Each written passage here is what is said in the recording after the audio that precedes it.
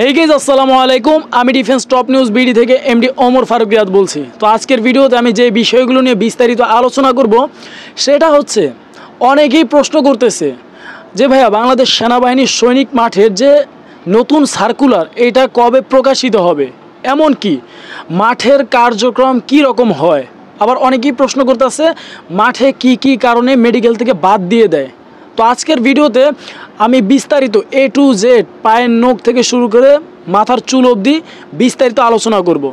তো সবার কাছে একটা কথাই বলবো যে আজকের ভিডিওটা না টেনে সম্পূর্ণ ভিডিও মনোযোগ সহকারে দেখুন, তাহলে অনেক কিছু বুঝতে পারবেন, জানতে পারবেন, ভিডিওটি দেখে আপনি উপকৃত হতে পারবেন। তো যাই হোক, আজকে কথা না বাড়িয়ে মূল আলোচনায় চলে যাওয়া যাক। তো শুরুতেই বলবো যে যে সমস্ত ভাই বোনেরা আবেদন করে এবছর মাঠেও করে ফেলছো, অনেকে আছে বাদ হয়ে গেছো, আবার অনেকে সফল হয়েছো। যারা সফল হয়েছো তাদের জন্য শুভকামনা রইল। আর যারা সিলেক্ট হও নাই তাদের মনে অনেক কষ্ট, অনেক হতাশা থাকতেই পারে, কারণ অনেক ছেলের ইমোশন যে আমি বাংলাদেশ সেনাবাহিনীতে চাকরি করব। তো সেখান থেকে ব্যর্থ হওয়ার ফলে অনেকেই ভেঙে পড়ছো। তো ভেঙে পড়ার কোনো কারণ নাই। তো তারাই অনেকে জিজ্ঞাসা করতেছো আবার নতুন করে কবে সার্কুলার প্রকাশিত হবে। তো তাদের উদ্দেশ্যে বলতেছি যে এখনও সার্কুলার দিতে প্রায় 2 থেকে 2.5 মাসের মতো টাইম লাগবে। এটা অক্টোবর মাস, নভেম্বর, ডিসেম্বর, হয়তোবা ডিসেম্বরের শেষের দিকে 28, 29, 30 এই সময়, আর নয়তোবা জানুয়ারির শুরুর দিকে। এর মধ্যে বাংলাদেশ সেনাবাহিনীর সৈনিকের যে নতুন সার্কুলার এটা কিন্তু আশা করা যায় প্রকাশিত হয়ে যাবে। তখন তোমরা সবাই কি আবেদন করতে পারবা। তো এখন কথা হচ্ছে যে সৈনিক মাঠে যখন আবেদন করবেন এর আগে কিন্তু এখনও 1.5 থেকে 2 মাস টাইম আছে। এখন আপনারা কিভাবে প্রস্তুতি নেবেন এবং মেডিকেলে কি কি কারণে বাদ দেওয়া হয় আপনারা যদি পূর্ব থেকেই এখন জানেন এবং তার জন্য একটা প্রস্তুতি নেন যে আপনার এই সমস্যা আছে, এটার জন্য এই ট্রিটমেন্ট করা উচিত, তো এখনও সময় আছে। তাছাড়া আপনারা এই বছর যারা মাঠ করে ব্যর্থ হয়েছেন তাদের জানার কথা যে কী জন্য আপনাদেরকে বাদ দেওয়া হয়েছে, তার জন্য একটা প্রস্তুতি নিয়ে 2026 সালে যদি বয়স থাকে আবারও চেষ্টা করে যান, ইনশাল্লাহ দেখবেন হয়ে যাবে। তো এখন আমি আলোচনা করব যে বাংলাদেশ সেনাবাহিনীর মাঠের কার্যক্রম কি কি হয়, কি কি কারণে বাদ দেওয়া হয়। তো শুরু করি। শুরুতে আপনি যখন মাঠে যাবেন, মাঠে যাওয়ার পর আপনার উচ্চতা মাপা হবে। ছেলে হলে আপনার জন্য ন্যূনতম 5 ফুট 5 ইঞ্চি হতে হবে এবং মেয়েদের জন্য 5 ফুট 1, এবং সে অনুযায়ী আপনার ওজন পারফেক্ট হতে হবে। এবং ছেলেদের বুকের মাপ 30 এবং ফুলালে অর্থাৎ স্ফীত করলে 32, আর মেয়েদের 28 থেকে 30, 28 হলে ফুলালে 30 হতে হবে। এখন কথা হচ্ছে আপনার বুকের মাপ যদি নর্মালি 32, 34 থাকে তাহলে ভালো, কিন্তু আপনাকে ওই বুক 34 থাকলে 2 ইঞ্চি কমপক্ষে ফুলাতে হবে। ঠিক আছে, আশা করি এই কনসেপ্টটুকু বুঝতে পারছেন। যখন হাইট, ওজন, তারপর আপনার বুকের মাপ সব কিছু নেওয়া হয়ে যাবে তখন ধারাবাহিকভাবে আপনি মেডিকেলে আরও সামনের দিকে যেতে থাকবেন। প্রাথমিক মেডিকেল, ধারাবাহিকভাবে চূড়ান্ত মেডিকেল। প্রাথমিক মেডিকেলে কী কী দেখা হয়, হাত, পা, কান এইসব দেখা হয়। আপনার পা থেকে শুরু করি, পায়ের পাতা মানে অনেকের আছে একদম সমান, আবার অনেকের আছে স্বাভাবিক, যেটা পায়ের মাঝখানে একটু গ্যাপ থাকবে সেটা হচ্ছে স্বাভাবিক, আর অনেকের আছে একদম সমান, সেক্ষেত্রে আপনাকে আনফিট করে দিবে। পা গেল, পায়ের নখের সমস্যা, অনেকের পায়ের নখ দিয়ে পুজ বের হয়, পায়ে ঘা ফাঁস হয়ে গেছে, তাদের বাদ দিয়ে দিবে। তারপর হচ্ছে পায়ের ভেরিকেজ ভেইন, এটা থাকলে আপনাকে বাদ দিয়ে দিবে। আমি শুধু আপনার সমস্যাগুলো বলতেছি এবং এই সমস্যা অনুযায়ী আপনি ট্রিটমেন্ট গ্রহণ করবেন। ঠিক আছে, তারপর হচ্ছে আপনার ধারাবাহিকভাবে আপনার হাঁটার স্টাইল দেখতে পারে। এখন আপনি নর্মালি বাড়িতে যেভাবে হাঁটেন সেভাবে হাঁটার চেষ্টা করবেন। যদি আপনাকে বলে আপনি হেঁটে দেখান, আপনি এক্সট্রা অর্ডিনারি কোনো কিছু দেখাতে যাবেন না, তাহলে দেখবেন হিতের বিপরীত হয়ে যাচ্ছে। হাঁটা শেষ, তারপর আপনার বাচনভঙ্গি, আপনার মাঠে যাওয়ার পর আপনাকে একদম অবজারভেশনে রাখা হবে। বুঝতে পারছেন? যখন আপনার এই সমস্ত বিষয়বস্তু যাবে দেখবেন ধারাবাহিকভাবে আপনার চোখ, কানের কোনো রকম রক্তপুজ বা কোনো রকম ঘা ফেঁসা আছে নাকি এইসব দেখা হবে। তারপর হচ্ছে আপনি ঠিকঠাক মতো চোখে দেখেন কি না, মানে চোখ, নাক, কান, গলা, নাকে যদি মাংস বৃদ্ধি, নাকের হাড় বাঁকা থাকে সেক্ষেত্রে আপনাকে আনফিট করে দিবে। অনেকের আছে চুল একদম পাতলা, তাদেরকে আউট করে দিবে। এমনকি অনেকের চুল সাদা, তাদেরকেও কিন্তু আনফিট করে দিবে যাদের চুলের সমস্যা রয়েছে। আবার অনেকের চোখের যে মনিটা সেটা সাদা, মানে যেটাকে বলা বিড়াল চক্ষু, এরকম থাকলেও আপনাকে আনফিট করে দিবে। এখন অনেক গুরুত্বপূর্ণ একটা কথা যে অনেকের হাতে বিভিন্ন রকম দাগ থাকে, এটা কোন দাগ আশা করি আপনারা বুঝতে পারছেন। প্রেমিকার বিরহে তারা অনেক কিছুই করে বসে, অথচ জায়গার মধ্যে গিয়ে তারা কট খেয়ে যায়। এখন এই ধরনের কোনো কিছু করা যাবে না। যদি এই ধরনের কোনো কিছু থাকেও সেটা আপনার ডাক্তারই কোনো পরামর্শ নেবেন। এখন বর্তমানে ইউটিউবে অনেক চ্যানেলে অনেক রকমের ক্রিম হার্বাল স্পন্সর করা হয়। দেখা যায় আপনি ঠিকই টাইম আছে 2 মাস, এর মধ্যে আপনি ভালো কোনো ডাক্তারের পরামর্শ নিয়ে আপনার ওই জিনিসটা সমাধান করতে পারতেছেন। কিন্তু আপনি তা না করে ইউটিউবের বিভিন্ন স্পন্সর থেকে সে ধরনের ক্রিমগুলো নিয়ে টাকা খরচ করে আশানুরূপ ফল পাচ্ছেন না, প্রতারিত হচ্ছেন। তো অতএব বলবো কোনো রকম ফাউদাবাজ কোনো ইউটিউবের স্পন্সর না লক্ষ্য করে অবশ্যই ভালো কোনো বিশেষজ্ঞের পরামর্শ নিয়ে স্কিনের সমস্যা থাকলে স্কিনের যে ডাক্তার, তারপর হচ্ছে নাকে মাংসবৃদ্ধি থাকলে এটার জন্য যা করা যায় অপারেশন যা করা দরকার তাই করবেন। এখনও টাইম আছে 2 থেকে 2.5 মাসের মতো। আপনি আবেদন করবেন, আবেদনের পর দেখা যাবে আর 1.5 মাস টাইম পাবেন, টোটাল 3.5 মাস এরকম আবেদন প্রসেসিংয়ে থাকবে। তারপর আবার মেসেজ আসবে অনেক টাইম। যদি আপনার চাকরিটা একান্তই প্রয়োজন হয়, যদি আপনি চাকরিটা পেতে চান, আপনাকে অবশ্যই একটু কষ্ট করতে হবে। তো যখন আপনার ধারাবাহিকভাবে প্রাথমিক মেডিকেল শেষ হয়ে যাবে, আপনাকে চূড়ান্ত মেডিকেলের জন্য নেওয়া হবে। আপনার চোখের কালার যে ব্লাইন্ড সেটা দেখা হবে, একটু দূর থেকে কিছু একটা প্রশ্ন করা হবে, ABCD 1 2 3 যাই হোক ক খ গ, এই সমস্ত বিষয়বস্তু আপনাকে দেখা হবে যে আপনি 2 চোখে আপনার চক্ষু 6/6 আছে কিনা। যদি আপনার চোখে এই ধরনের সমস্যা থাকে আপনাকে আনফিট করে দিবে। আর যেটা বললাম কানের কোনো পর্দা ফাটা ছেঁড়া এসব আছে কিনা, এমনকি চূড়ান্ত মেডিকেলে আপনার সমস্ত শরীর A to Z পর্যবেক্ষণ করা হয়। আপনার মানে যেটা বলার, আপনার অন্ডকোষ ছোটো বড়ো আছে কি না, আপনার পাইলসের কোনো রকম সমস্যা আছে কি না, A to Z আপনাকে দেখে চূড়ান্ত মেডিকেল। এরপর যখন আপনার ফিটনেস টেস্ট হবে, আপনার পুশ আপ, ভিম আপ, তারপর হচ্ছে আপনার দৌড়, sit up, get up, reach up, এই সমস্ত জিনিসগুলো হবে। এখন আপনাকে সেভাবে প্রস্তুতি নিতে হবে। আপনাকে দৌড় কমপক্ষে 500 থেকে 600 মিটার দিতে হবে। তো দৌড়ও আপনাকে ভালো করতে হবে। অনেকে আছে দৌড় দিতে গিয়ে হাঁপিয়ে যায়, যারা কখনো দৌড়ায় নাই, ভাবে মাঠে গিয়ে আমি ভালো করে দৌড়াবো এবং ফার্স্ট হয়ে যাব। এটা আপনার একটি ভুল ধারণা।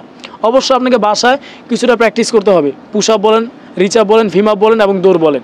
আপনি যত বেশি প্র্যাকটিস করবেন আপনি মাঠে প্রত্যেকটা আইটেমে ভালো করতে পারবেন, প্রত্যেকটা জায়গায় আপনি পার্টিসিপেট করতে পারবেন, ভালো মার্ক অর্জন করতে পারবেন। দেন দেখা যাবে 200-300 যাই থাকুক তার মধ্যে আপনি একজন হবেন যার চাকরি হয়েছে। কে না চায় বাংলাদেশ সেনাবাহিনী মাঠে সিলেক্টেড হতে। দেখা যায় আপনি যখন মাঠ করতে যাবেন সেখানে অনেক অরহর পোলাপান পাবেন, 300-400। সবার কিন্তু চাকরি হয় না, চাকরি হওয়ার কথাও না। কারো না কারো ব্যাগরও থাকে, ঘাবলা থাকে, যার জন্য তাদেরকে আনফিট করে দেয়। এখন কথা হচ্ছে আপনি যদি 100-র মধ্যে যদি মানে একজন হতে চান তাহলে আপনাকে সেভাবেই খুঁটিনাটি বিষয়গুলো লক্ষ্য করে মানে আপনার সেভাবে প্রস্তুতি নিয়ে মাঠে যেতে হবে। তারপর হচ্ছে আপনার যে পরীক্ষা, লিখিত পরীক্ষা হয়, সেটা বাংলা, ইংরেজি, গণিত এবং বিভিন্ন আইকিউ টেস্টের উপর আপনার সেটা 50 মার্কের হতে পারে, 100 মার্কের হতে পারে। সেখানেও আপনাকে ভালো করতে হবে। অনেকে বলে যে ফিজিক্যাল ফিটনেস ভালো বা মেডিকেলে টিকলে আপনার চাকরি হয়ে যায়, সেটা ভুল। দেখা যাবে 300-র মধ্যে 5-10 যাই হোক সিলেক্টেড হয়েছে, এখন সেখান থেকে তো সবাইকে নেওয়া পসিবল না, সেখান থেকে কিছু ছাড়াই করবে। তখন কি করবে, আপনার ওই লিখিত পরীক্ষার পরে একটা অ্যাভারেজ মার্ক আসবে, সেখান থেকে বিবেচনা করবে যে কে ভালো কে খারাপ। হয়তো আপনাকে ওয়েটিংয়ে রেখে দিছে বা আপনার বাদ দিয়ে দিছে, এরকমটাই হতে পারে। তো আমি বলবো ভাই, যেহেতু কষ্ট করতে আসছেন, সকাল 8টা থেকে মাঠ কার্যক্রম শুরু, বিকাল 5টা-4টা যতক্ষণই লাগুক আপনাকে একটা দিন সোজা যুদ্ধ করতে হবে যে 300 জনের মধ্যে আপনাকে সিলেক্ট হতেই হবে। আপনি সিলেক্ট হবেন যদি আপনি সেভাবে প্রিপারেশন নিয়ে যান।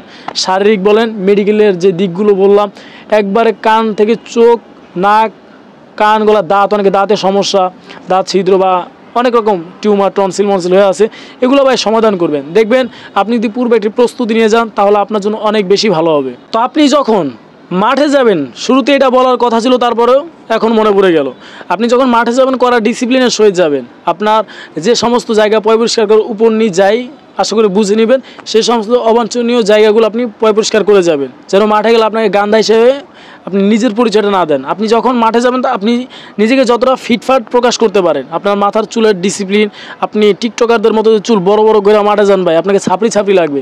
বাস্তবে একটা কথা বলি, যারা চুল বড় রাখে না তাদের আসলে ছাপড়ির মতো লাগে। অনেকে তো মনে করে স্টাইলিশ বয়, আপডেট বয়, এরকম কোনো কিছুই না।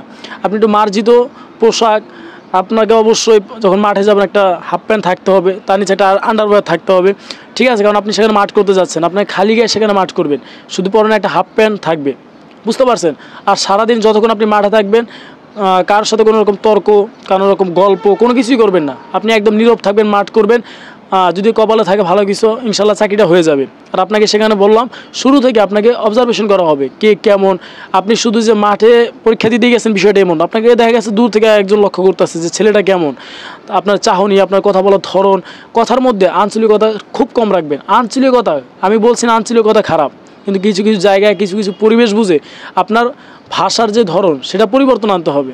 আপনি যদি সব জায়গায় আই যাই খাই নাই তেলা মানে গ্রাম অঞ্চলে ভাষাগুলো তুলে ধরেন, তখন দেখবে আপনার চাইতেও যার বাচনভঙ্গি কথাবার্তা ভালো তাকে নিয়ে নিতেছে।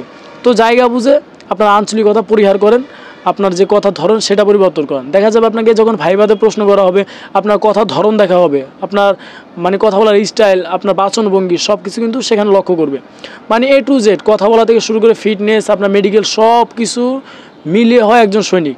তো আপনার ভিতরে আপনি যতটা মানে সম্ভব চেষ্টা করবেন যে কোনো প্রকার ঘাবলা যাতে আপনার ভিতরে না থাকে, মাঠ কার্যক্রম থেকে শুরু করে। এবং আপনার যখন আপনি ফোন নিয়ে যাবেন, ফোনে কোনো রকম অশ্লীলতা থাকা যাবে না, কোনো রকম গার্লফ্রেন্ড বয়ফ্রেন্ড যাই থাক না কেন এগুলো কোনো কিছুই থাকা যাবে না, কোনো রকম কোনো রাজনীতির সঙ্গে জড়ানো যাবে না, ফোনে এমন কিছু থাকা যাবে না যেটা জন্য আপনাকে বাদ দিয়ে দেয়। আশা করি বুঝতে পারছেন কোন জিনিসগুলো। মানে আপনার ফোনে এমন কোনো জিনিস থাকা যাবে না যেই জিনিস আপনার অন্য কোনো বন্ধু হোক আর যে কোনো যাই হোক না কেন, যে আপনার এই ফোনটা চেক দিলে আপনি নিজে লজ্জা পাবেন বা আপনার এই ফোনটা দেখানোর মতো না, এরকম কোনো কিছু রাখবেন না। এটা আপনার নিজের আত্মসম্মানের ব্যাপার। কেন ভাই আমি ফোনে অশ্লীল জিনিস রাখবো? যেখানে মাঠ করতে যাচ্ছি সেখানে যদি আপনার এই সমস্ত জিনিসগুলো প্রকাশ পায় সেটা আপনার জন্যই খারাপ। তো যাই হোক, কথা না বাড়িয়ে আজকের ভিডিওটা এ পর্যন্তই শেষ করব। যে অনেকের প্রশ্ন ছিল যে নতুন সার্কুলার ঠিক কবে আসবে, সেটার উত্তর হচ্ছে যে ডিসেম্বরের শেষের দিকে, নয়তো বা জানুয়ারির শুরুর দিকে, নয়তো জানুয়ারির মাঝামাঝি, এর মধ্যেই কিন্তু আপনারা বাংলাদেশ সেনাবাহিনীর সৈনিক পদের যে নতুন সার্কুলার বা নিয়োগ বিজ্ঞপ্তি সেটা কিন্তু প্রকাশিত হয়ে যাবে। আর যথাসম্ভব চেষ্টা করবেন শুরুতেই প্রকাশ করার সাথে সাথেই আবেদনটা করে ফেলার, ঠিক আছে? রোল যত সামনে থাকবে তত ভালো, আগে আগে মাঠ করবেন। আর ফিজিক্যাল ফিটনেসের দিকে একটু লক্ষ্য রাখবেন। শুধু মাঠে গেলেই হবে না, যে মাঠে গিয়ে অভিজ্ঞতা অর্জন, এই অভিজ্ঞতা অর্জন করতে করতে কিন্তু আপনার স্বপ্ন শেষ হয়ে যাবে। আপনি যদি অভিজ্ঞতা অর্জনের পূর্বে যদি একটু চেষ্টা করে যান তাহলে দেখবেন ফার্স্ট অভিজ্ঞতায় আপনার চাকরিটা হয়ে যাবে। আমি যখন 2023 সালে মাঠ করি তখন কিন্তু আমার চাকরিটা হয় নাই। তো আল্লাহর রহমতে 2024 সালে সেই অভিজ্ঞতার আলোকে কিন্তু আবার যাই, তো আল্লাহ কপালে মিলিয়ে দিচ্ছে, যাকে আলহামদুলিল্লাহ চাকরিটা হয়ে গেছে, ঠিক আছে? আর আমি আপনাদের সঙ্গে যা শেয়ার করি সব আমার নিজের বাস্তব অভিজ্ঞতা থেকেই শেয়ার করি। যদি আপনারা ফলো করেন, অনুসরণ করে, তাহলে আশা করছি আপনারা উপকৃত হবেন। আর যদি আপনাদের এমন অনেক প্রশ্ন আছে যে আপনারা করেন না বা করতে চাইলেও করেন না, যদি এরকম কোনো ডাউট থাকে অবশ্যই কমেন্ট করে জানাবেন। বিভিন্ন ব্যায়াম বলেন, মাঠে কী কী কারণে বাদ দিয়ে দিবে, কী কী কাগজপাতি ডকুমেন্ট সাথে নিয়ে যেতে হবে, A to Z আমার চ্যানেলে আপনারা যদি ঘুরেন, খুব বেশি একটা ভিডিও না, 52-53টার মতো প্রত্যেকটা ভিডিও যারা আবেদন করবে, শুধু 2024 সালের জন্য না, 25, 26, 27 যারাই আবেদন করবে ওই ভিডিওগুলো দেখলে অনেক অনেক বেশি উপকৃত হতে পারবে। তো যাই হোক, আজকের ভিডিওটা এ পর্যন্তই। আপনাদের যদি কোনো সমস্যা থাকে অবশ্যই কমেন্ট করে জানাবেন। ইনশাল্লাহ আপনার ওই কমেন্টের উপর ভিত্তি করে পরবর্তী ভিডিও নিয়ে আপনাদের সামনে হাজির হব। ততক্ষণ অবধি সবাই ভালো থাকবেন, সুস্থ থাকবেন। আর হ্যাঁ, অবশ্যই চ্যানেলটা সাবস্ক্রাইব করে বেল আইকনটা অন করে সাথে থাকতে ভুলবেন না, যাতে করে নিত্য নতুন ভিডিও আপলোড দেওয়ার সাথে সাথে আপনার সামনে চলে যায়, এমনকি আপনি ভিডিওটা দেখে উপকৃত হতে পারেন। তো যাই হোক, ভালো থাকবেন, সুস্থ থাকবেন। আসসালামু আলাইকুম, আল্লাহ হাফেজ।